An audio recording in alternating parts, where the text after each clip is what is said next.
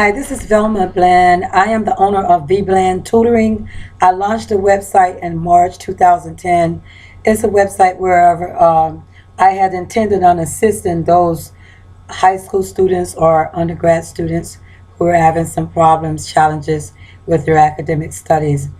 I had intended on meeting those who are local at the local library and just sitting in with them for a couple of hours. And my fees intended were $25 per hour to help these students because I once used a tutor in order to graduate and to complete a college algebra program. Right now, what I'm doing now is I'm studying theology on the side. This is like a self-taught project, and I'm going to continue with the book of Moses with Genesis chapter, let's see, I left off chapter 27, and we're going to start with the blessing of Jacob. For those of you who are following me, please leave your comments if you have any questions or disagreements with how I am commentating the Holy Bible. Chapter 27, Genesis, verse 26. And his father Isaac said unto him, Come near now and kiss me, my son. 27. And he came near and kissed him. And he smelled the smell of his raiment, his clothing, and blessed him, and said, See, the smell of my son is as the smell of a field which the Lord hath blessed. Therefore God give thee of the dew of heaven, and the fatness of the earth, which is profit, and plenty of corn and wine. 29. Let people serve thee, and nations bow down to thee. Be Lord over thy brethren, and let thy mother's sons bow down to thee.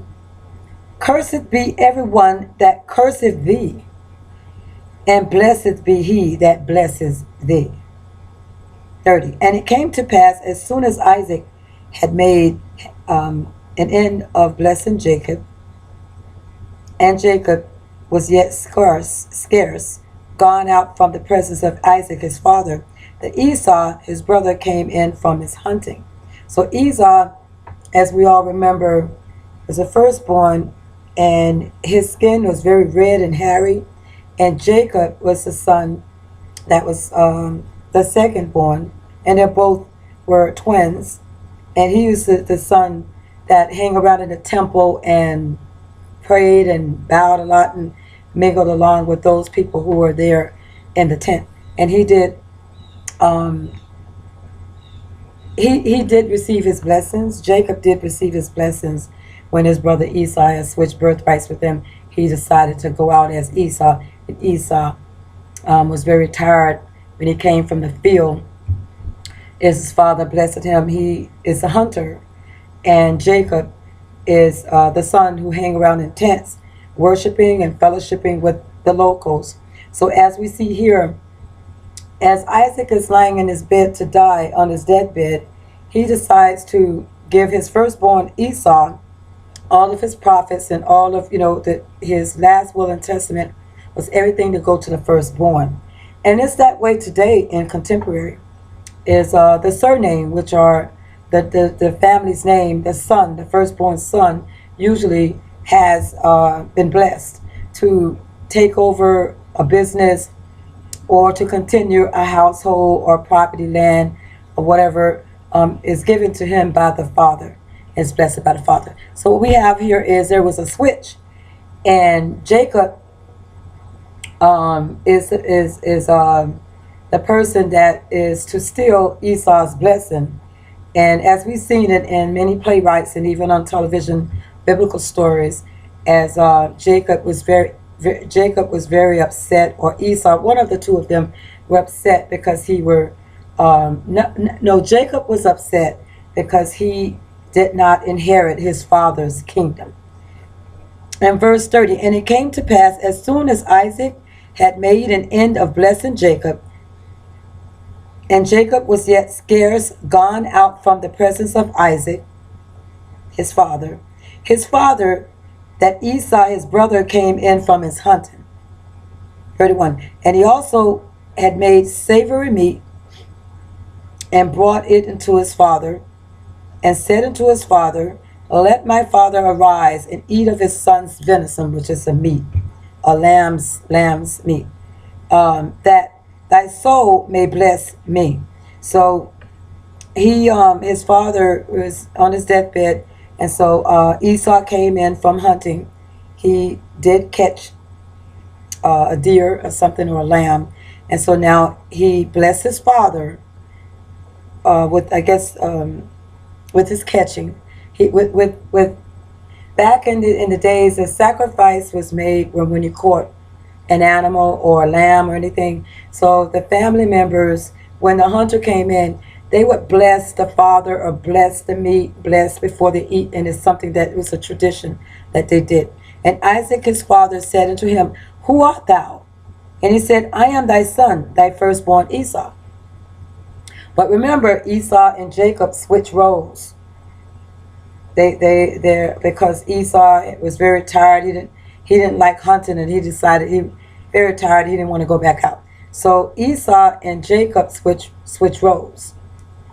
So the father said, who art thou? And he said, I am thy son, thy firstborn Esau. But really he was Jacob. And verse 33, and Isaac trembled very exceedingly, and said, and said, who? Where is he that hath taken venison? And where is he that has taken venison is, where is Esau? Because you are not Esau, you're Jacob. And brought it to me, and I have eaten of all before thou camest. In the past, right? So he remembered, and have blessed him. Yea, and he shall be blessed. So Isaac understands that, like if someone has been cooking for you in the past and you've eaten from them, your mother's food. If you've eaten from your mother all your life, your mother's food. No one can cook like your mother. I mean, it's just like you recognize your mother's food, your grandmother's food. Your grandmother probably baked pies better than your mother, and vice versa. So it was something about the meat, the way how the meat was prepared, that the father Isaac had recognized it from times before, that I've eaten from you before. Let me read it over again. Verse 33. And Isaac trembled very exceedingly, trembled because, and said, who? Where is he that hath taken venison? That went out and, and caught this deer and brought it in. And brought it to me. And I have eaten of all before thou camest. I've eaten before. Of everything that you brought to me, I've eaten before. Who made this, And have blessed him. Yea, and he came, and he shall be blessed. So Isaac went ahead and blessed Jacob, who pretended he was Esau. And Esau came in last and discovered that his father had already blessed his brother, because they had switched roles, switched birthrights. In the former videos that I spoken in, I believe it was it is in probably 25. I'll go back and see the Abrahamic proven and confirmed. The bride for Isaac, it is in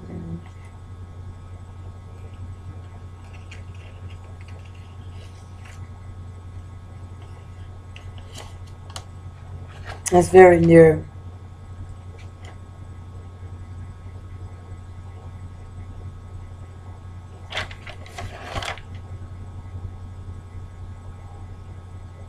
Yeah, Esau and Jacob, sale of the birthright. That is in chapter 25, verse 24. And when her days to be delivered were fulfilled, behold, there were twins in her womb. So those of you who are listening that said there weren't twins, there were twins in the womb of Sarah. And 25, and the first came out red all over like a hairy garment. And they called his name Esau. And that's who Isaac thought he was blessing, and had requested him to go out and catch some savory meat like lamb meat, and cook it and roast it, whatever, and bring it to his father, so his father can bless him because he's on his sick bed. 26. And after that came his brother out, and his hand took hold on Esau's heel, and his name was called Jacob. And Isaac was 80 old when she bare them. So when Sarah bare Isaac's children, Isaac was 30 years old, 30 years of age when his twins were born as Sarah. And the boys grew, and Esau was a cunning hunter. Cunning mean that you're conniving and you're a con artist. It's cunning, very conniving and very clever in the way how you do business, and you're not to be trusted sometimes because you're cunning, right? So Esau was a cunning hunter, a man of the field, and Jacob was a plain man dwelling in tents. So Jacob was the twin that stayed in the tents, prayed and worshiped and fellowship with the locals. And he was a plain guy. He wasn't the type of guy that's out hunting and killing deer and involved in all sorts of transactions, because Esau is cunning. And 28, and Isaac loved Esau. He loved Esau seemingly more than Jacob because he's the firstborn, because he did eat of his venison, but Rebekah loved Jacob. So the mother, it was Rebekah. Not Sarah.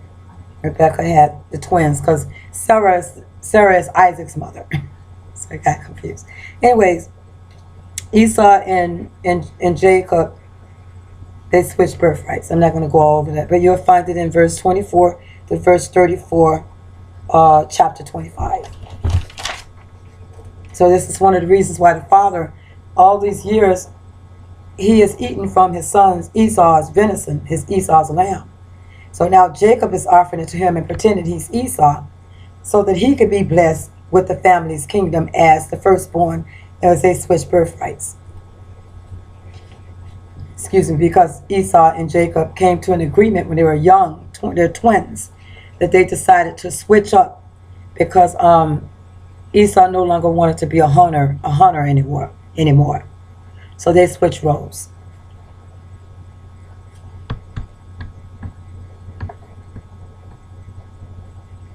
Esau's unavailing remorse, verse 34. And when Esau heard the words of his father, he cried with a great and exceeding bitter cry, and said unto his father, Bless me, even me also, O my father. 35. Because Esau came in last from wherever he had gone for the day, and it was too late for him to get blessed, because the father blessed Jacob as Esau. So because the two were confused, and the father trembling and said, what are you? Because I've eaten your food before. It doesn't taste like Esau's savory venison. 35. And he said, Thy brother came with subtlety. Subtlety is when you are sneaky. You ever see people come in your house and they're sneaky, they're behaving perilous, as they're up to no good. So, and he said, Thy brother came with subtlety, and have taken away thy blessing. The brother is Jacob, has taken away Esau's blessing, because Jacob had been playing the role as Esau, doing all that hunting. When his father thought that Esau was out there hunting, it was Jacob. So Jacob came in with the venison and made savory meat for his father, received the blessing as Esau, and now Jacob, it was really Jacob. Now Esau, the real Esau, comes in and he's crying out for his father to bless him, and it's too late. And he said, Is not the rightly name Jacob? For he hath supplanted me these 2 times. 2 times. He took away my birthright, and behold, now he hath taken away my blessing. So his identity was stolen. Esau's identity was stolen from Jacob. And people are doing it right now today. They're stealing cousins' identity that look like them, or brothers or twins are switching up. One twin might murder someone, and the other twin will will go ahead and go to prison for this twin because they're afraid of him or some agreement. It's always something that's going on. You know, you have a look-alike and they're not related, they're unrelated to you. And someone sees you and they go, wow, you know, she looks just like me. I'm going to steal her identity. Have body like me, walk like me, sounds like me.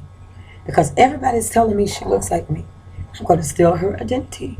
So we have here is just people are, even now today, are conniving and subtle and cunning. And they are doing so much evil out there to harm the people who are somehow in their environment or somehow has something that they need and they can't get it on their own, and they'll kill you for it. That's just how serious it is.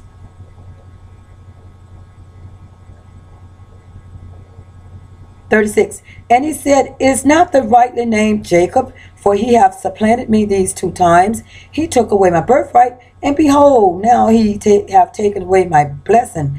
And he said, hast thou not reserved a blessing for me? So now Esau is telling on Jacob when he know that he and Jacob had an agreement because he wanted to come out from the field in the hot sun. 37. And Isaac answered and said unto Esau, behold, I've made him thy Lord. He's made Jacob thy Lord. Because Jacob had been going out there doing all the hunting. And y'all switched up. You know, twins, they switch up sometimes, switch girlfriends, and they don't even know about it. The women that's dating them don't even know about it. So be very careful with twins and lookalikes. Because there's some agreement, some covenant has drawn between them already. And then now he wants to tell on his brother because his brother received, Esau lost his blessings because he sent his brother out in the field as a hunter all these years. Now he wants to claim for all the hard work he's done, supporting his father hunting. Now he wants to steal back the hard work of Jacob and claim it as his because the names switch. And Esau said unto his father, verse 38, and Esau said unto his father, hast thou but one blessing, my father? Bless me, even me also, O my father. And Esau lifted up his voice and wept. He's just crying. 39. And Isaac his father answered and said unto him, behold, thy dwelling shall be the fatness of the earth and of the dew of heaven from above. Because that dwelling, meaning that where you're dwelling, wherever you hang around, your dwelling place, wherever you hang around, shall be your blessing. Okay, your blessing could be good or bad, depending on where you're hanging around. If you're hanging around a crack house, that's your blessing. When you get caught in there, it's a blessing to you because that's your dwelling place.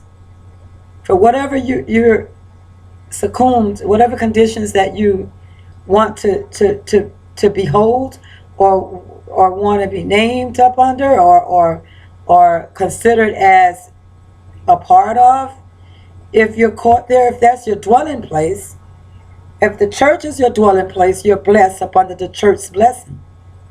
Because the church is Jesus. It's like the wife of Jesus.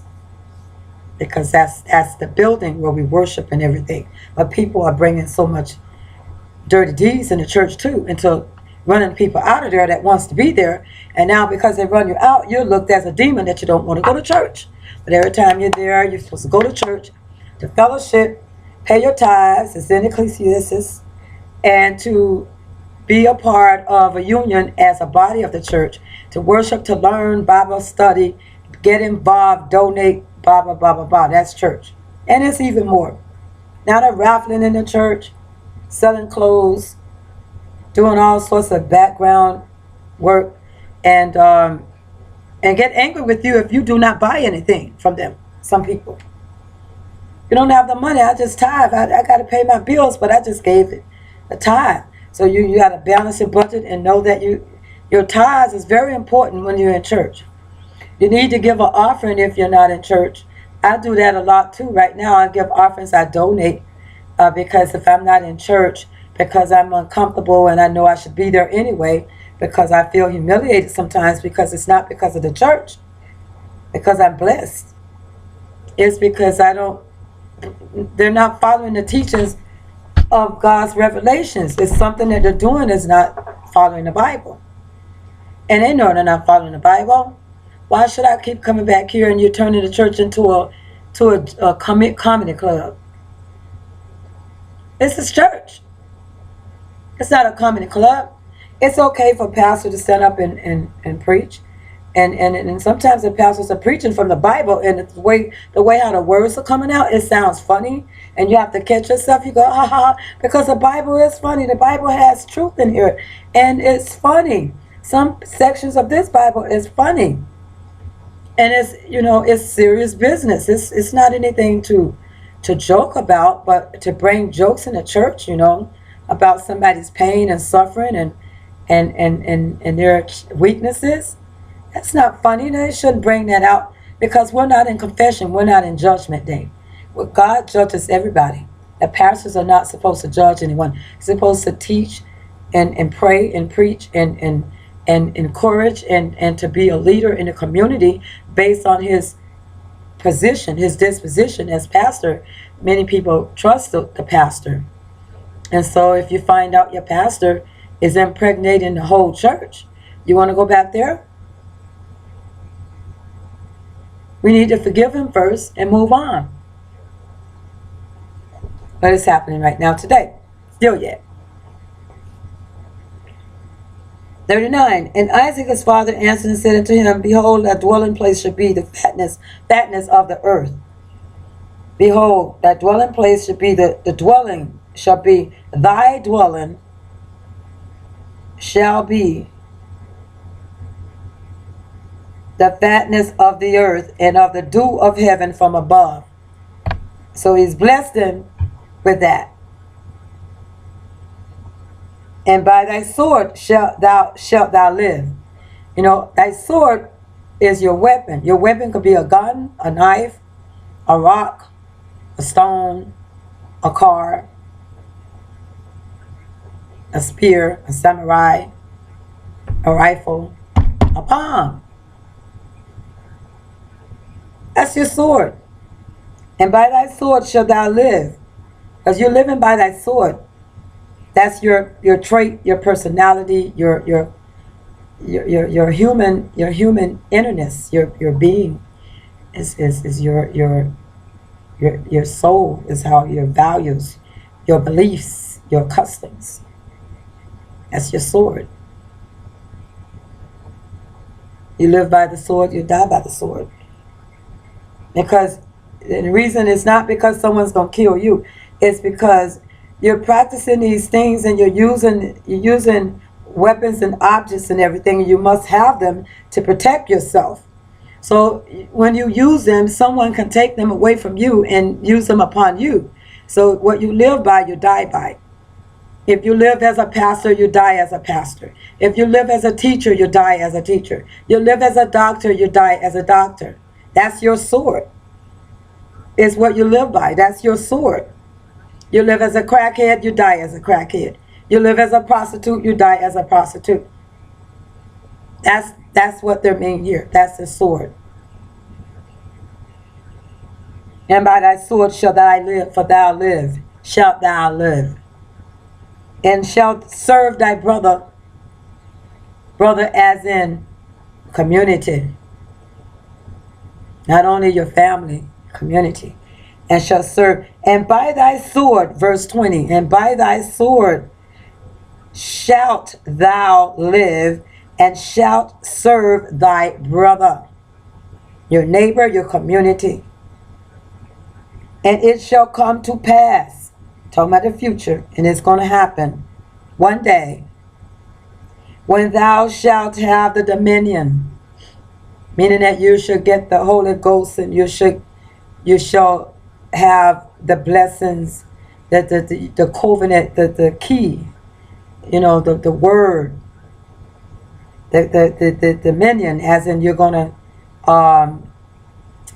dominate authority, because when you're dominion, it's like you dominate when you have power, you have direction, you have the key to that leadership. Your dominion is you dominate. It's hard to get through to you unless you. It's hard when someone dominates. You can't get that person to agree with you. You shall have dominion over, and thou shalt break his yoke from off thy neck. Okay? And thou shalt break his yoke from off thy neck. Meaning if someone's trying to do you harm, hang you, if you're on a yoke, if you break that yoke, because we're equally yoked, as in unity, we're equally yoked because of the laws or for equality or for fairness and justice for everybody. So we're equally yoked. So that if somebody put something on you, against you, that you, to suppress you, thou shalt break his yoke from off thy neck, because of your blessing and because of your strength, because your dominion is a dominion as in dominate. I'm going to look it up in the Bible. I mean in a dictionary. Dominion is you have a domination. You have a Baptists, Catholics, Protestants, Presbyterians, Seventh-day Adventists, Muslims.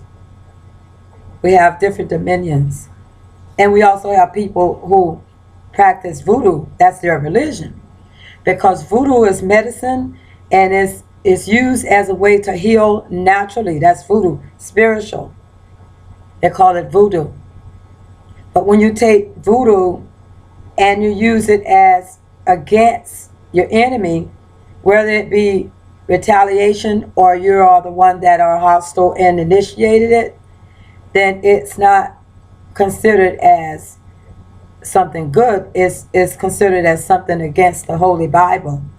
It's witchcraft then. Okay, because voodoo is misidentified, is misinterpreted.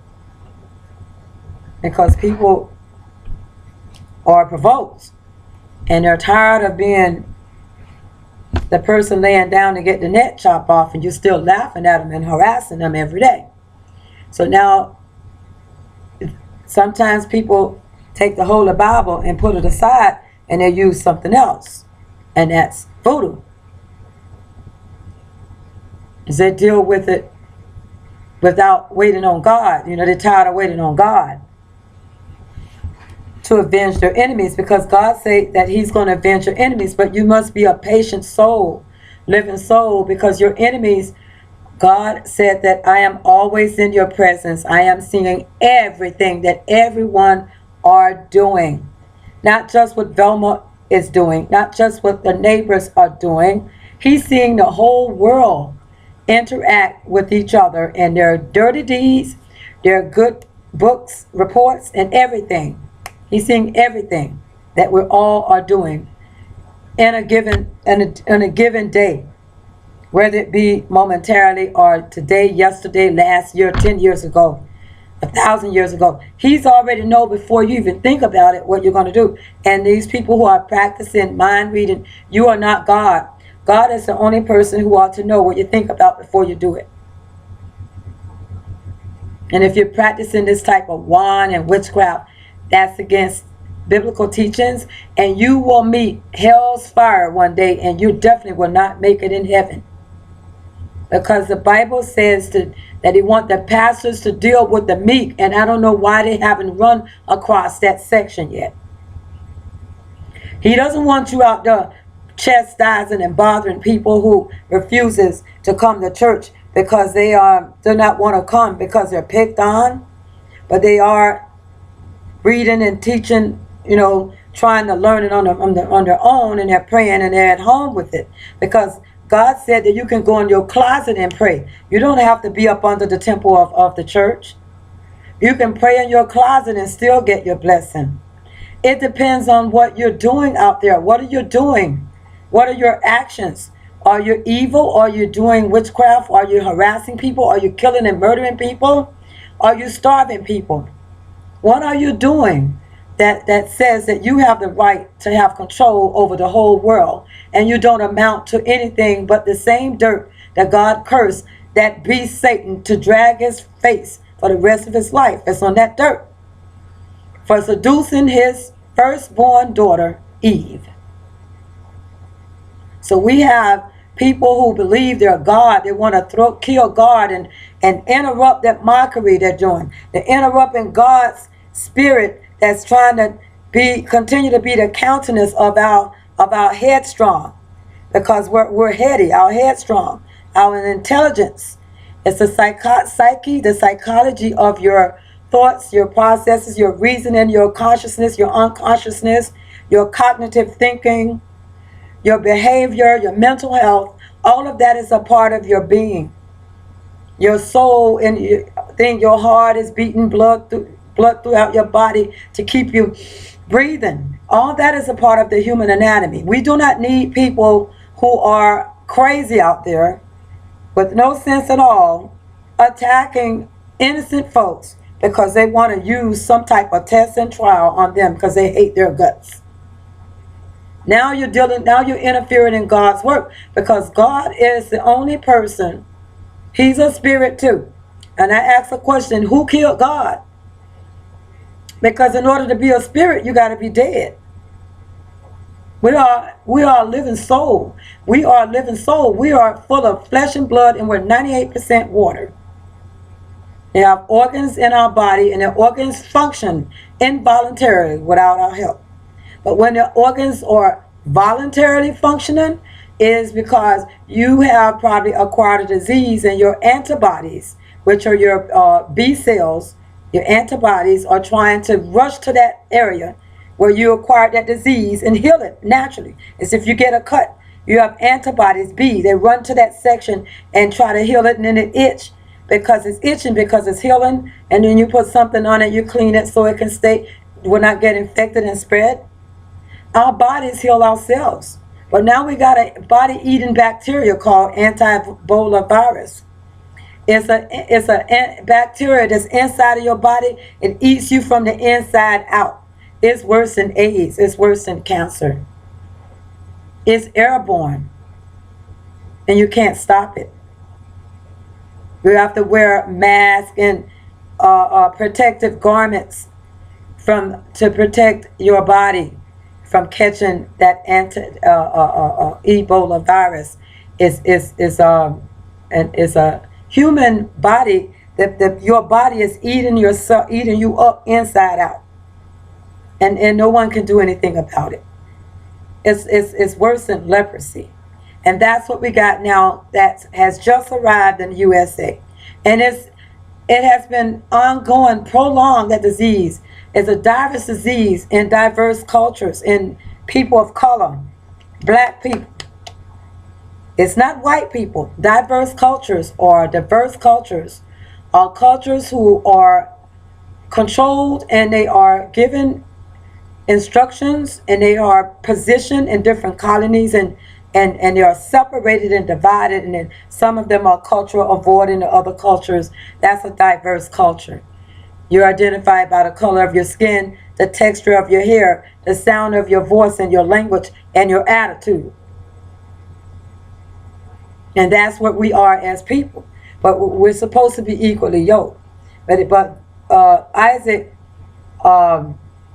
blessed his son Jacob, Esau, who got there too late, that he will, wherever he goes, his dwelling place will be his blessing. No matter what, he blessed him still. But that land and that property went to Jacob, who faked to be Esau under the birthright agreement that they both had taken to switch up, because Esau was too lazy to go and work. He wanted to lay up around the tents, and Jacob went out and did all the work. Now when his daddy died, Isaac was on his deathbed. Now he want to holler about, his brother stole this and stole that from him.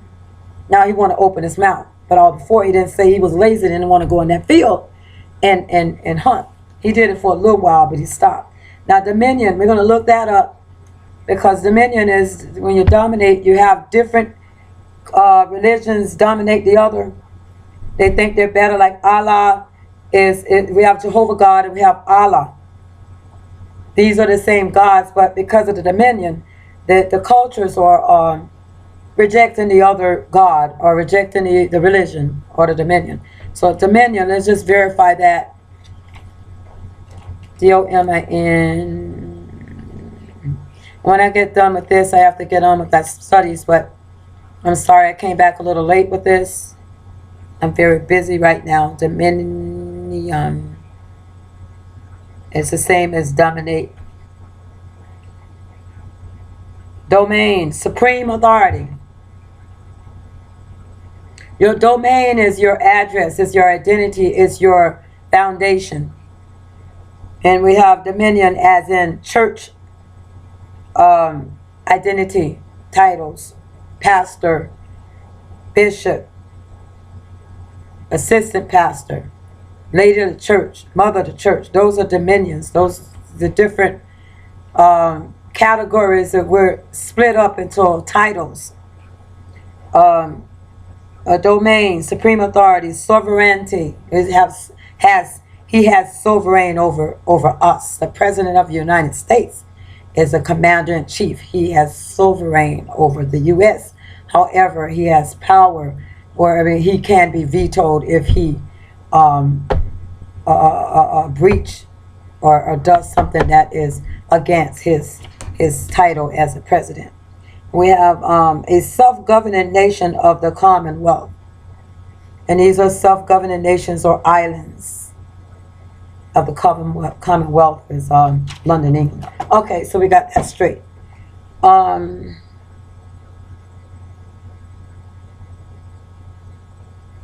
Therefore, so 40, and by thy sword shalt thou live. Okay? It doesn't mean you live by the sword. It's not only meaning that you live by the sword, you will die by the sword. The reason you're going to die by the sword, because you live by the sword. But we must protect ourselves. Meaning that sword, it could be a gun, a knife, anything. Your mouth, it could be anything. Because people provoke you and you say something back, then they pow, they want to kill you. So there's many people are dead because they tried to defend themselves, and it's not fair. And Esau hated Jacob, 41. And Esau hated Jacob because of the blessing wherewith his father blessed him. But Esau didn't want to take the responsibility of his own actions. He knew why Jacob got that blessing, because they had a contract. And Esau said in his heart, the days of mourning for my father are at hand, then will I slay my brother Jacob.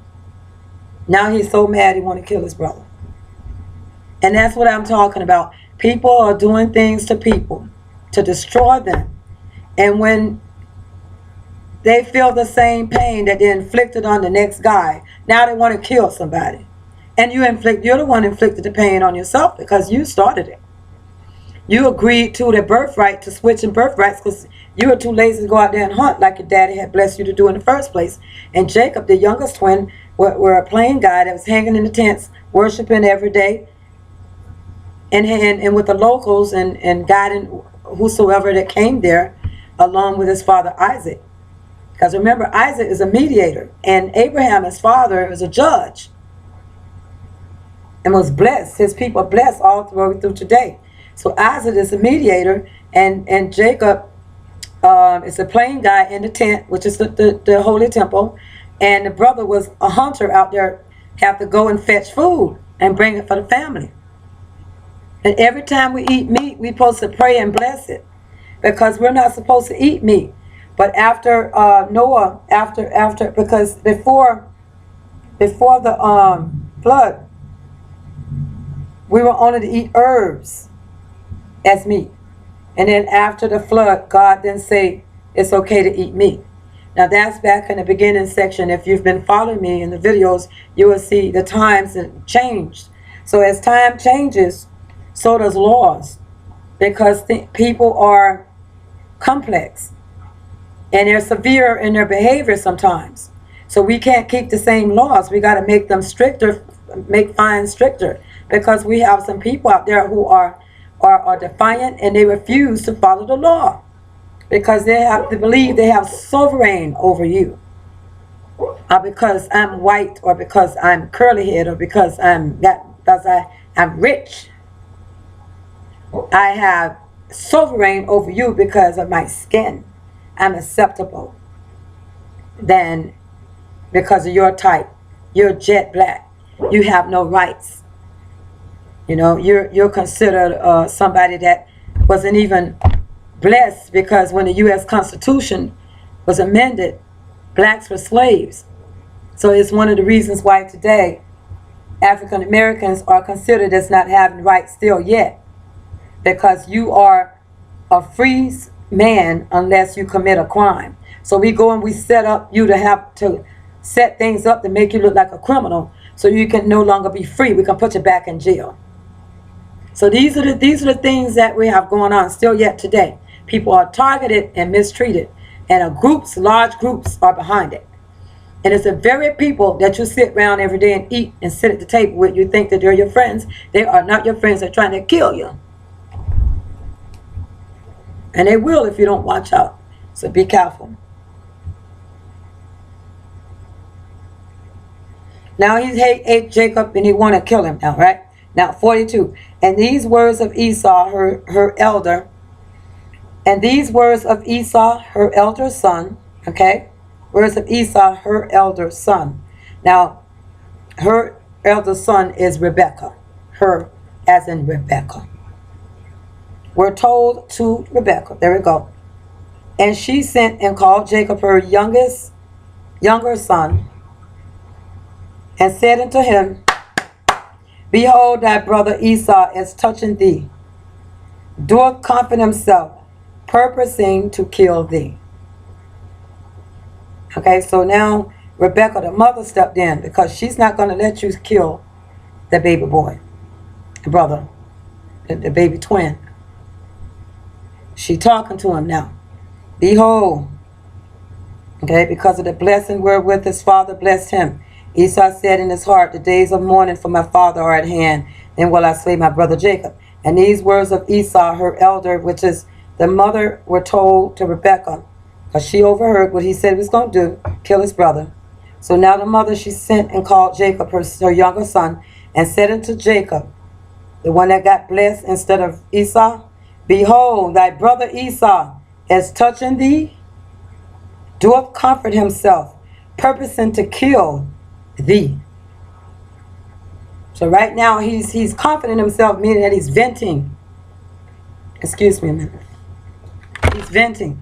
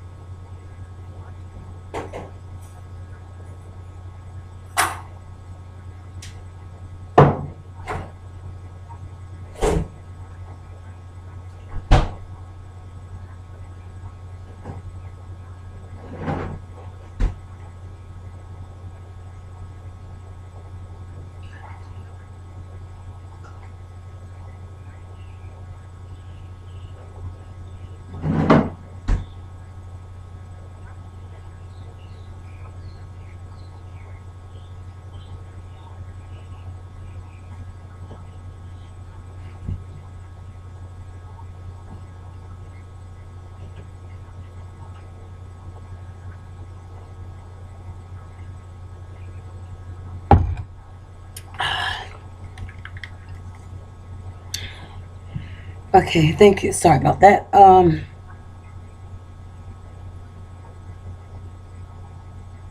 And 43. Now therefore, my son, obey my voice. So now the mother is speaking to, I believe it's Jacob. Now therefore, my son, obey my voice and arise. Flee thou to Laban, my brother, to Haran. So she asks Jacob to flee to Haran, because if he didn't leave, Esau is mad enough to kill him. It's something. Esau's going to kill him. Because the playwright and even this biblical story in the movie shows Esau tearing the place up. Because he got home too late.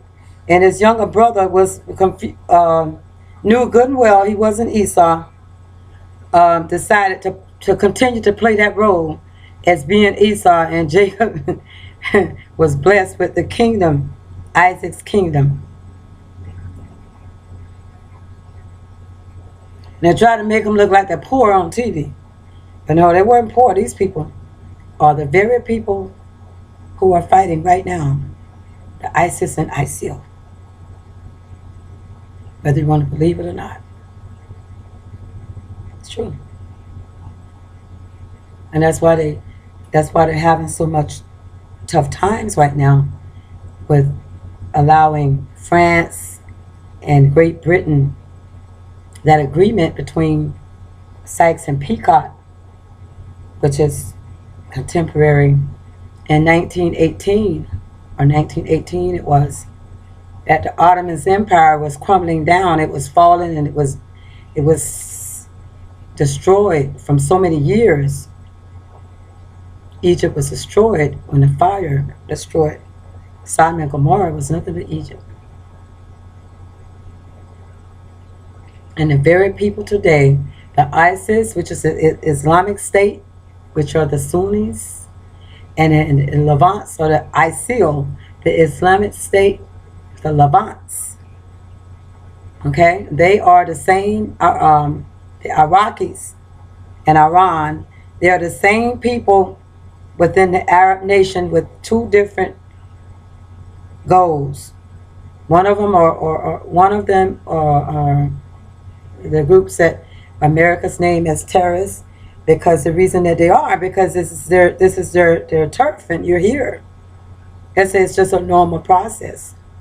They were blessed. They were blessed. God blessed them with this land, and you want to come and take it, and you think I'm not supposed to fight for it? I have the book right here. Okay, it's a part of the Islamic studies. It's a part of the conflicts analysis resolution degree. It's all in here. Now, this isn't the Bible, but it's all in here. It's why they're fighting today, still yet today in 2014. It's over that same palace kingdom that God blessed him when, since Noah's ark rested upon Mount Ararat, so many thousands of feet up in the air, which is near Armenia, Syria, Turkey. Is right there. That's what God rested Noah's ark. And so it's one of the reasons why they're still fighting today. It's a holy war over that land over there. Jewelry or jewels, aluminum, oil, gold, diamonds, silver. That's what it's all about. But see, we're the little people. We're over here in America. We're not supposed to get involved in that. But if you don't want me to get involved, then you shouldn't have books like this for me to read. Because when I read the book, I'm going to learn. I'm going to be tested from it, and I'm going to understand, and then I'm going to have the knowledge about it. So as we have in the Bible here, the same people, Esau and Lot and Jacob and Isaac and Sarah and Rebecca and Abraham and Noah, Adam and Eve.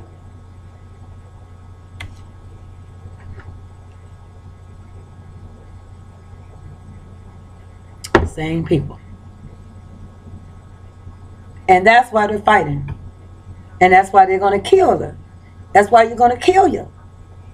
That's why they're going to kill you.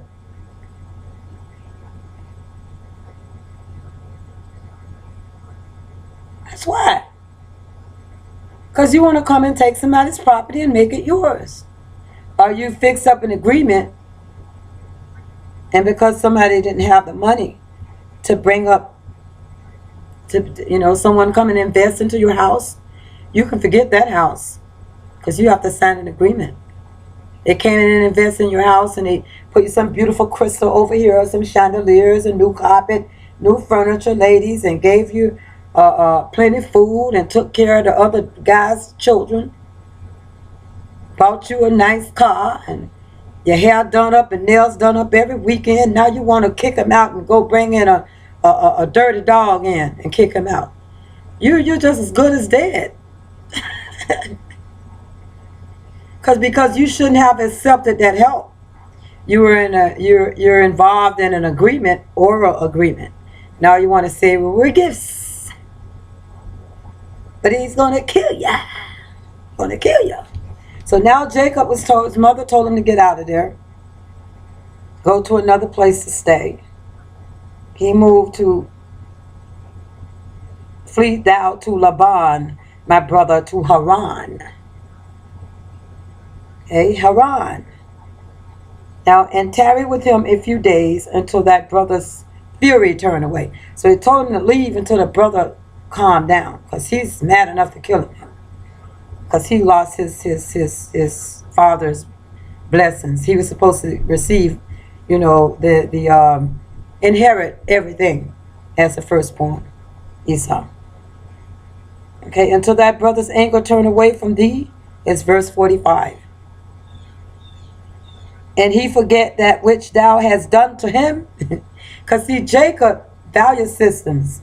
All they had to do is say, Dad, I've been helping out Esau, because Esau is been feeling really tired, and I'm sorry, we didn't mean to switch up roles and fool you that I'm Esau and he's Jacob.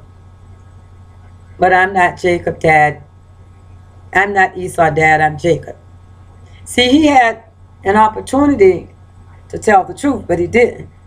He did not tell the truth because his father would have learned that they had lied to him and they fooled him, and they did some evil practices behind the father's back. Esau is a con artist. That's what it says here in the Bible. And we all know con artists. Huh?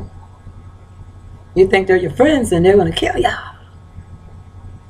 You look around and you're dead because they're con artists. They need that money. Money is the root of all evil. We need that money. We don't care about you. I don't care if you're my sister, my cousin, my brother, my mother, my daddy, my friend. I need that money.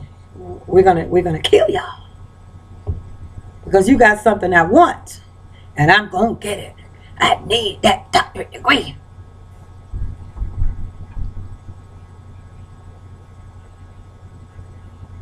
"45 Until thy brother's anger turn away from thee, and he forget that which thou hast done to him, then I'll send and fetch thee from thence. Why should I be deprived also of you both in one day?" So the mother is fed up. Why should I be deprived of you today because the son is so mad he's going to kill you. So you need to leave here until things calm down. And that's all she was saying. And 46. And Rebekah said to Isaac, I am weary of my life because of the daughters of Heth. If Jacob take a wife of the daughters of Heth, such as these which are of the daughters of the land, what good shall my life do me? Because now the daughters of Heth were hoochie mamas.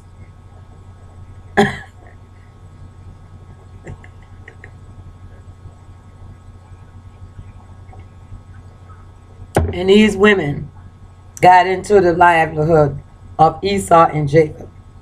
And that's why she said that. Okay, so with verse chapter 28, let's see what time, okay, we have 54 minutes here. I'm going to do chapter 28, Jacob at Bethel, and then I'm going to close the video. And when I have some time, I'll come back and do some more of these, because I find that they're very interesting. This is the Holy Bible. And again, I wish I got involved into the Holy Bible years ago, but I didn't understand it, to be honest with you, what I was reading. I don't know why. And things are put so plain to me now that I can understand it, because studying other literature and other educational material outside of the theology or the Holy Bible, I'm able to now read things and comprehend it and interpret it better. Because I used to read the Bible and I couldn't get any meaning out of it. Unless it was a favorite passage or something, like the 23rd Psalm, or, these that our pastors always remind us that, they usually tell us that we are not supposed to be people who are in the world, but we are supposed to live by the teachings of that God has given us. We are not of the world, but God has blessed us in ourselves. We are made in the image of our whole of God. We are made in the image of God. So if we're made in His image, we are the temple of God. Our body is a temple, meaning that we're slaves. We belong to God. We don't belong to the devil. As greater is He, okay, in you than he is in the world. That's what the pastors always tell you that. But then when you say greater is He that's in you, meaning that you need to fix yourself, human organized, get yourself straight, because you're worthy. Why you're out there in the street hanging around with prostitutes and pimps, and why are the men out there, instead of being with your wife, you're out there hanging around with all these guys in the street and drug dealing and everything, and your wife needs you at home? Greater is He in you than he that's in the world. Go home. That's practically a good term. Go home. Get out of the streets. 28th chapter, Jacob at Bethel. And Isaac called Jacob and blessed him and charged him and said unto him, Thou shalt not take a wife of the daughters of Canaan. Okay? 2. And arise, go to Padan Aram, to the house of Bethuel, thy mother's father, and take thee a wife from thence of the daughters of Laban, thy mother's brother. So now Jacob was told to leave, get out of town, go to Laban, which is near Haran, and to look for a wife. But they continued to even Abraham want Isaac to not take a wife in Canaan. Canaan is where it was cursed. Sodom and Gomorrah. Sodom, the Canaanites lived there. Remember Lot and his wife that turned to a pillar of salt because she couldn't stand the fact of losing everything, and she turned around to see one glimpse, and she turned to a pillar of salt when she was told not to look back by the angels of God that blessed Lot and his wife, Ilse and Edis. There are so many names were given to her not to look back, and she turned to a pillar of salt. Verse 3, And God Almighty bless thee and make thee fruitful and multiply thee, that thou mayest be a multitude of people. So now Jacob is now blessed to go to another city because his brother going to kill him, and to start a whole new generation. That's what's going on here. And give thee the blessing of Abraham to thee and to thy seed with thee, that thou mayest inherit the land wherein thou art a stranger, which God gave unto Abraham. 5. And Isaac sent away Jacob, and he went to Padan Aram unto Laban, son of Bethuel, Bethuel, son of Bethuel, the Syrian. You see, there you are. Just as I said, is why they are raising hell today.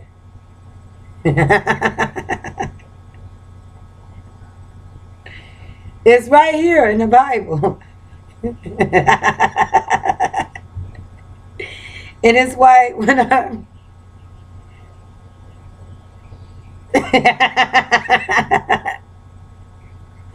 do we read the Bible, or are we just atheists? Hold on a minute.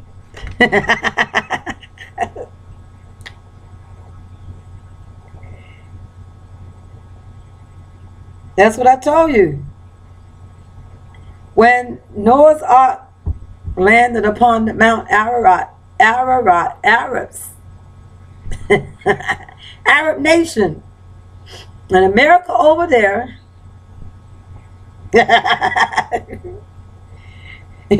That's all I got to say. I ain't got nothing else to say. Let me highlight this man's bad boy here.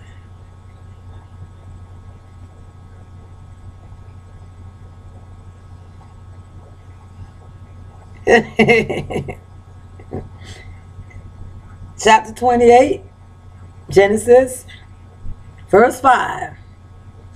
And Isaac sent away Jacob. And Isaac sent away Jacob, because the brother gonna kill him, named Esau.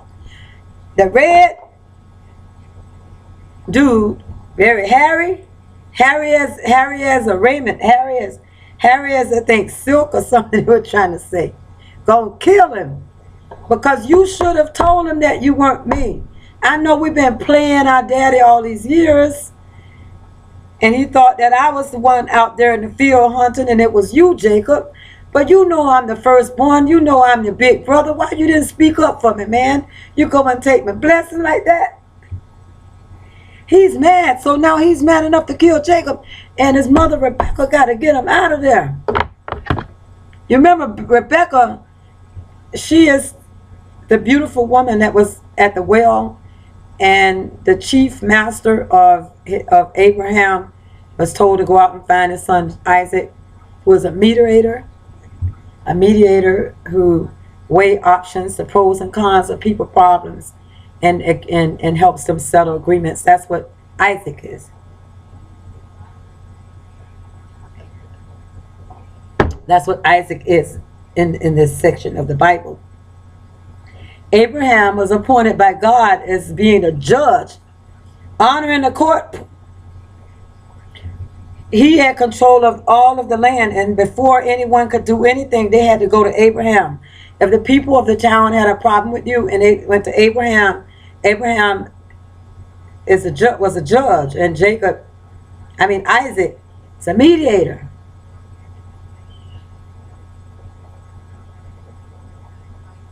It's in the Bible. You got to read it. So, chapter 28, Genesis 5, 5th chapter. And Isaac sent away Jacob, and he went to Padan Aram unto Laban, son of Bethuel, the Syrian, the brother of Rebekah. Okay, Jacob's and Esau's mother. So they sent Jacob to his mother's brother, to his uncle's palace over there, because Esau is going to kill him if he don't get that. That's what happened. So now we know why Isis and Isil are fighting like hell to protect what God blessed them with. And it's a God thing. It's a holy war. But agreements which are man-made, these are negotiations, outweigh the Bible in the man's world here on earth. Because once you sign an agreement, you must understand what you're signing. If you're incompetent, you're not supposed to sign that. I don't understand it. But there were some agreements made because the Ottoman Empire had crumbled and it needed investors. So France and Great Britain came along and took a greater proportion of the rights of the Arab nation, and they're mad as hell. They didn't agree to that, and took a greater proportion of the best land and everything, oil and all that, and that's why they're fighting. Now, the United States of America, we are an alliance of London, England, and France. Is like a third party. They are our alliances, but they're a third party. They're more closely bound to London. Okay? So the USA is just like a third party. But they're not allowed. The only nations are allowed over there in the Arab nation are France and London, England, according to the Sykes-Picot Agreement. And it's one of the reasons why President Obama decided not to let the military walk there on foot again, because Bush Sr. and Bush Jr. breached agreements with the UN. They're not supposed to go out over there in Iraq, and they did. But because of legislature, you can revoke policies if legislatures were breached, as in if laws were broken because of the 9/11. That's why Bush felt justifiable to go there and invade Iraq, because of 9/11 and the Al-Qaeda involvement, the terrorists and things like that. So these people are nobody to mess with. I agree with Boehner as far as the danger of messing around with the Sunnis and the Levants. They're not to be messed with. We could lose more than 5,000 soldiers. We lost 5,000 U.S. military soldiers in the Iraqi war because we were unprepared for the inevitable. Is what we didn't understand is that the evidence was not there for us. We have ISIS, Sunnis and Levants jumping up out of holes like ninjas, and you just walk by and they just come up out of a hole like ninjas, and your head is off your body. I mean, this is real. This is the way how they fight. It's the strategies that they're using. Keep your mind boggled. You don't understand what they're going to do next. You don't understand what they're going to do next. We go over there, we train your Iraqi troops. Now you come back, they're ready to kill you. They're doing that here in America right now to one another. You train someone to get a job, and then as soon as you train them, they promote that person, and now they're your supervisor. And they're nasty towards you, and you're the one that trained them. So as it says here, the people that are now fighting for all that is worth, that's their land. No matter if you did help them come up out of the debt that they were in, we didn't agree to your taking all of this land from us, because it was ours before you came here. Let us pay you back. We want you off the contract. We want you out of here. We don't want America over here. We don't want Japan. We don't want anybody. But it's governed by Russia, because Russia is a big monster. USSR is all over the place. The United States, again, is just a patch. And all around us is USSR has donated and invested and has gained sovereignty over many islands around us. Cuba. They're doing business now in the Bahamas. It's not rocket science. It's all over the newspaper. They're doing business in Grenada. I suspect Jamaica too. Haiti is receiving third-party help from the Bahamas. So they are also, Turks, Caicos are also connected to the Bahamas. Okay? What about South America? These are socialites. USSR. And then we have Europe, Great Britain, socialites. Russia is still bickering because Russia overthrew Germany when the Holocaust with the Nazi Reich.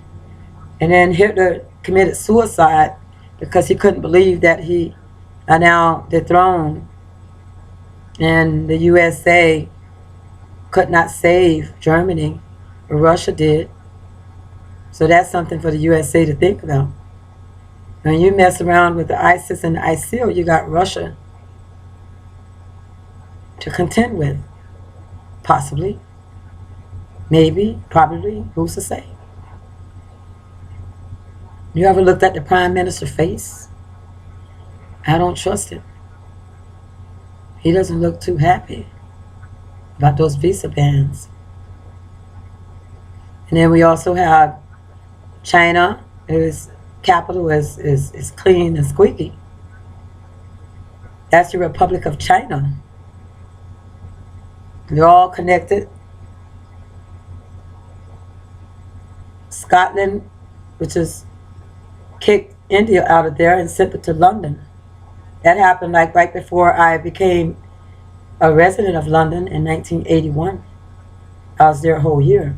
I lived around many of the people, India, Pakistan, could have been Syrians. They all lived around. They were the Shira, they worship every day, the Quran. They were my neighbors. They didn't bother anyone. They prayed every day.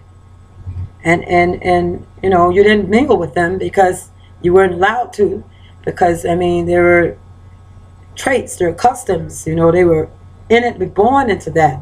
You can't come from the ghetto and come over to London and now you want to be friends over here with an Arab daughter or a woman that is from a squeaky clean upbringing, and they're monitored and watched every minute of the day, and they're not allowed to show their faces. So what we have here is Turkmenistan, I think it's Turkmenistan. They're now in alliances with the U.S., but they're a little shifty with trusting them. Turkey, a little shifty with trusting them. Okay, now we are in an alliance with the Iraqi government.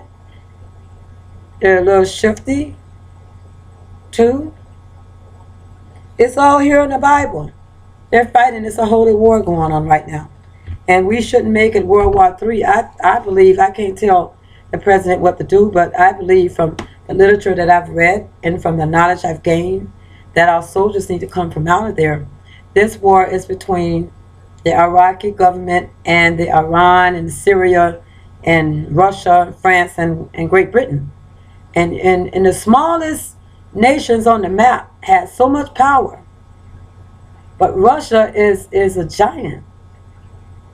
And they're not saying anything. And these people, all they do is exercise every day. Their women look like strong men with muscles and everything.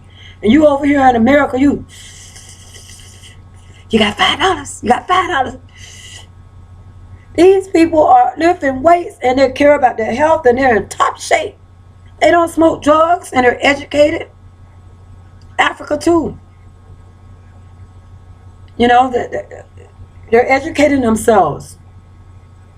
But we still have issues in these little patches of rural communities where researchers go there, PIs and research investigators go in and observe to try to help them get grants so we can change and make intervention policies so that these people can survive and they won't feel repressed in their own land.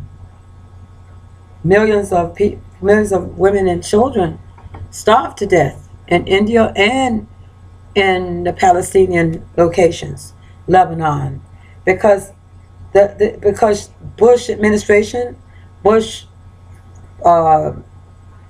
father Bush, J.W. Bush couldn't get in there to help them because America is not allowed to go on the grounds of these people. The only people can take it in there as France or Great Britain or Russia. And then when you supply these goods and products to the third parties are not trusted to bring it to those people, to give them clean water, food, clean water where they go into the pipes to the ground, food and shelter, because the coops and the local terrorists who believe that these people are peasants and they don't have any rights are killing them and chopping them and maiming them up, killing their mother and father up, and the little children 5 and 6 years old have to go to work all day just like a grown-up. So that's what's going on. Bush Sr. could not get into, former President Bush Sr. could not get into these locations because of that agreement. that Sykes-Picot agreement. And if they did get in there, they were in breach of the UN policies, in breach of the Arab nations, the UN policies, and they're in breach. So America were blamed for starving. Bush Sr. were blamed for starving millions of children, women and children over there, because it wasn't able to get the money to them. You know what I mean? Because they call them the stronger hold is the powerful shites. Does not take any bribes or money from the USA or anybody. They don't want your money, because they don't need you to come over there telling them how to run their country. It's all in here. And so what happened is, because these people wanted to move over to a democratized area of the other side of Lebanon, they ended up into areas whereby they weren't allowed to go over there. And you see them on the news now fleeing in hundreds, and they're tired, and they're fleeing on foot from Fort Lauderdale to Orlando, or they're fleeing from Fort Lauderdale on foot from Fort Lauderdale to Georgia. That's what these people are doing, and there's nothing but desert. There's no water, and they just got their kids. They got the senior citizens, their dad on their back, and the place is bombed up, and people are crying because the United States of America tried to bring food and tried to bring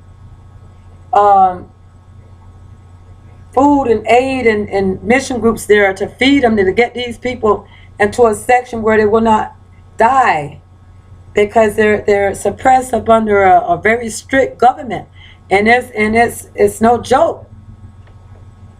So that is what I read. But then there's other articles I read that states that Bush Sr. did it on purpose, and that's why they came over here in 9/11 and messed up New York.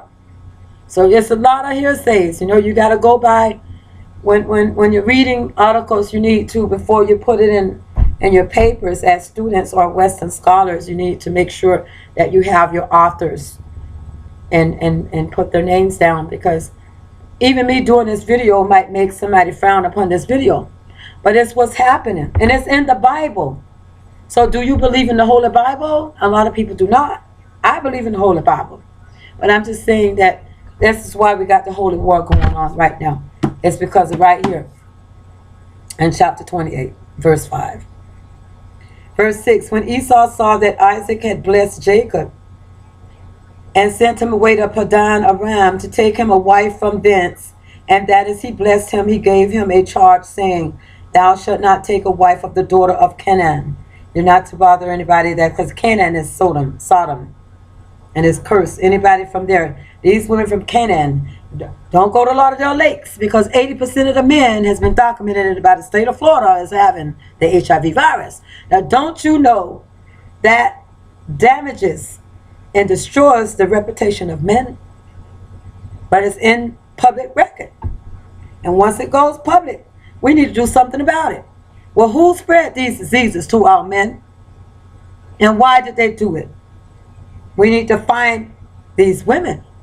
We need to find the men who slept with these women, and these women who slept with the next man, and vice versa, and all mix it up. You all mix it up. You mix it up. And you get red. You're in trouble. High alert. Okay, and that Jacob obeyed his father and his mother and was gone to Padan Aram.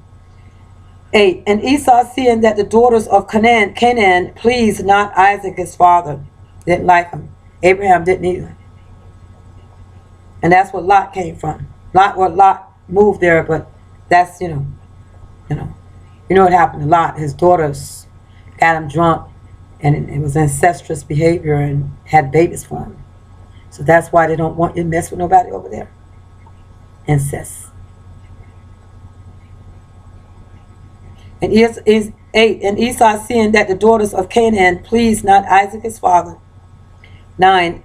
Then went Esau into Ishmael, and took unto the wives which he had Mahalath the daughter of Ishmael, Abraham's son, the sister of Nebajoth, to be his wife.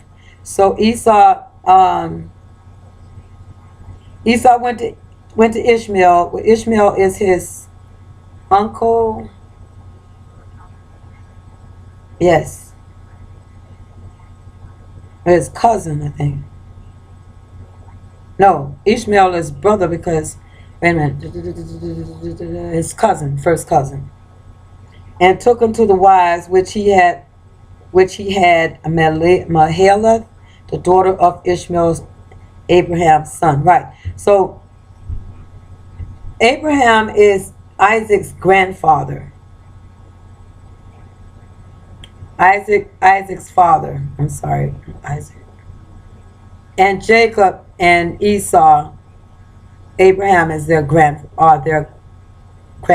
Were their grandfather. And Jacob went out from Beersheba and went toward Haran. 11. And he lighted upon a certain place and tarried there all night, meaning he loitered there all night, or he hanged around, dwelt there all night, because the sun was set. And he took of the stones of that place and put them for his pillows, and lay down in that place to sleep. So when the sun set, what they do is they take the stones and they put upon a pillow and put the stones on the side where the sun set. So they know when they wake up, they're facing the east. And that's exactly what he had done. 12. And he dreamed, and behold, a ladder set up on the earth, and the top of it reached to heaven. And behold, the angels of God ascending and descending on it. So he had a dream that a ladder was set up on earth, and the top of it reached to heaven. And behold, the angels of God ascending, going up and coming up and down on that ladder. That's what he had a dream about. 12. And he dreamed, and behold, a ladder. Okay. 13. And behold, the Lord stood above it. The Lord stood above that ladder in the heavens, set up on the earth, and the top of it reached to heaven. And behold, the angels of God ascending and descending on it. 13. And behold, the Lord stood above it and said, I am the Lord God of Abraham, thy father. I am the Lord God of Abraham, thy father, which is Abraham is the people in the community's father. And the God of Isaac. Okay. The land whereon thou liest, to thee will I give it, and to thy seed. So it's one of the reasons why that land over there, you're not supposed to bring any type of trouble and strife and sin and stuff like that over there. And that's what they're fighting about. They're very hostile about it too. And they'll take over the world if it has gone to a point of them not having any doing or any say so about it, because they believe, and it's true, that they are the leaders and the people of the world, because the Bible says it here, and that's their attitude.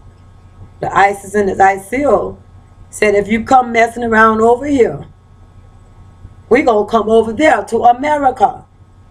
Now, we have a threat, but who threatened them first, or who started it? I mean, we have to go through all these different questions and find out responsible questions. We're over here as Americans to offer you aid, food and aid, but we don't want your help. Get away. We hate you. Go to hell.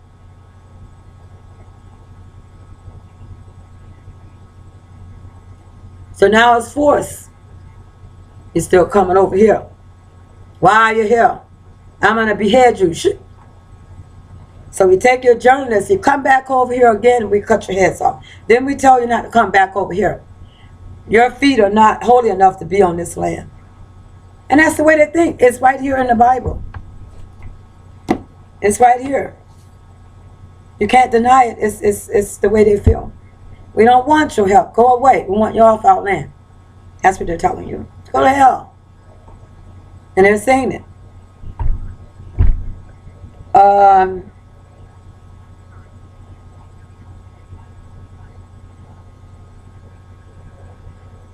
And 14, and thy seed, we're still in chapter 28, and thy seed shall be as the dust of the earth, and thou shalt spread abroad to the west.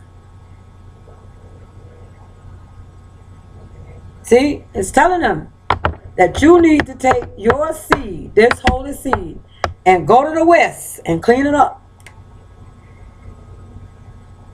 It's right here. And that's what they said they're going to do if you don't get out from over there. And thy seed shall be as the dust of the earth. And thou shalt spread abroad to the west, and to the east, and to the north, China, and to the south, all the way to the other ends of the earth.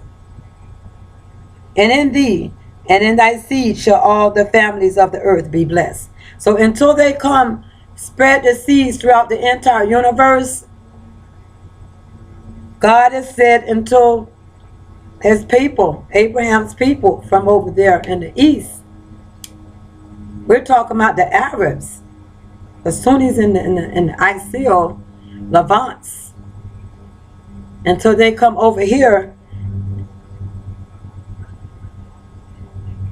that we can't be blessed until they come over here. And that's why they're threatening to come over here. And we're going to straighten out the entire world. It's in the Bible. It's right here in the Bible. Did your pastor tell you? It's here. It's right here. Chapter 28, Genesis, book of Moses, verse 14. That's what they were told to do, to clean up the whole world. I'm scared. Are you? We're supposed to trust the security, the Homeland Security, and trust that the United States has provided us the security that we need. But we got too many people on drugs over here and need to get off. Because they're lifting weights, they're eating healthy, and they got the monkeys trained to look at the U.S. military uniform, and when you see it, kill them. That's what they're training the monkeys in Somalia.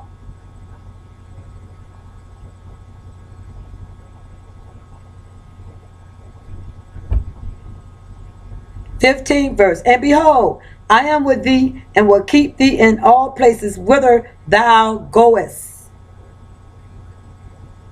and will bring thee again into this land, for I will not leave thee until I have done that which I have spoken to thee of. That's God speaking. He gave the people in the east the rights to spread amongst the world and clean it up. Let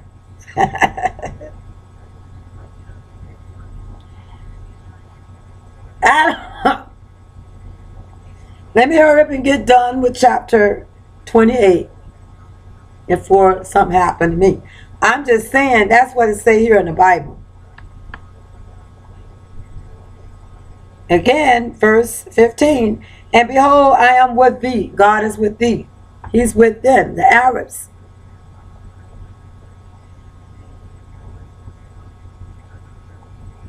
And will keep thee in all places. And this is Syria now. And will keep thee in all places whither thou goest. It's going to protect them everywhere they're going. And will bring thee again back home. Unto this land. He's going to take them to the north, the south, the east, and the west. And they're going to survive and going to bring them home. For I will not leave thee until I have done that which I have spoken to thee of. Verse 15. 16. And Jacob waked out of his sleep. That's what Jacob dreamed. That's a dream he had. As soon as he set foot in Padan Aram, which is unto controlled by Haran, he dreamed it. 16. And Jacob awake out of his sleep, and he said, surely the Lord is in this place, and I knew it not. So now he's safe. He feels safe to stay there. 17. And he was afraid and said, how dreadful is this place? This is none other but the house of God, and this is the gate of heaven. So what we're doing is, we have people who are, that land that they're on over there is the gate of heaven.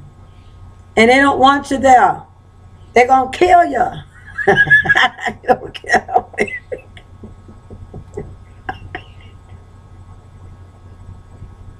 I'm sorry. I'm going to kill you.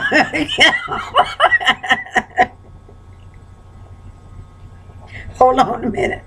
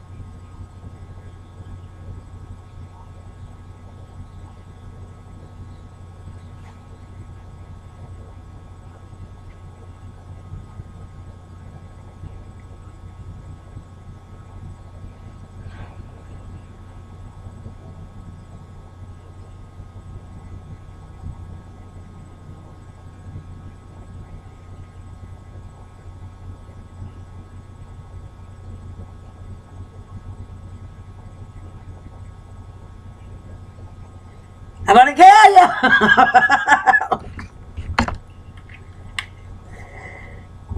They're not playing.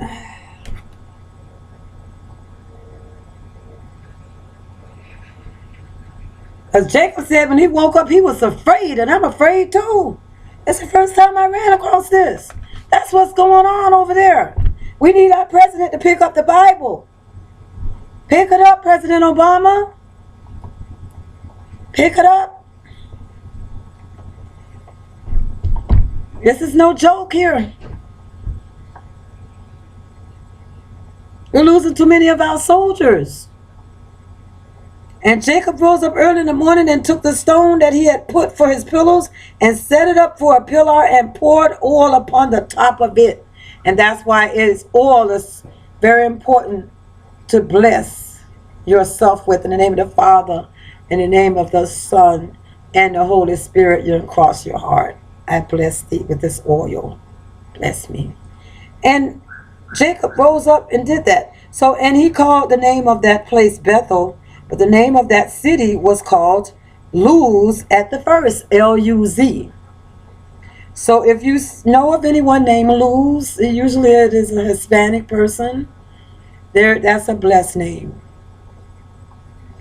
20. And Jacob vowed a vow, saying, if God will be with me and will keep me in this way that I go, and will give me bread to eat and raiment to put on, so that I come again to my father's house in peace, then shall the Lord be my God. So now he is what? Proclaiming to be a Christian.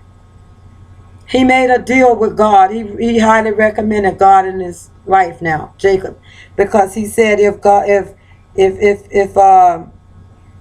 he vowed a vow saying, if God would be with me and will keep me in this way I go, keep me in the straight gates. That's the pathway, my behavior, okay? And will give me bread to eat, like supply me with food and water, and raiment to put on and clothing, so that I come again to my father's house in peace. That he come into his father's house in peace, because now his father Isaac is on his deathbed, because his brother Esau has got a hit out on him, gonna kill him, right? Then shall the Lord be my God. Because now he know God. He didn't know God before. Now he know God. When he set foot in this place near Syria, now he knows God. It's all here. Chapter 28, Genesis, verse 5 through 22. Read it. And 17. Let's see. We're on... poured oil upon it. Okay, 19. And he called the name of that place Bethel, but the name of that city was called Luz at the first. And 20. And Jacob vowed a vow, saying, if God would be with me and would keep me in this way that I go, and will give me bread to eat and raiment to put on, so that I come again to my father's house in peace. Then shall the Lord be my God. And that's verse 21. It ended on. Last verse. And this stone which I have set for a pillar shall be God's house.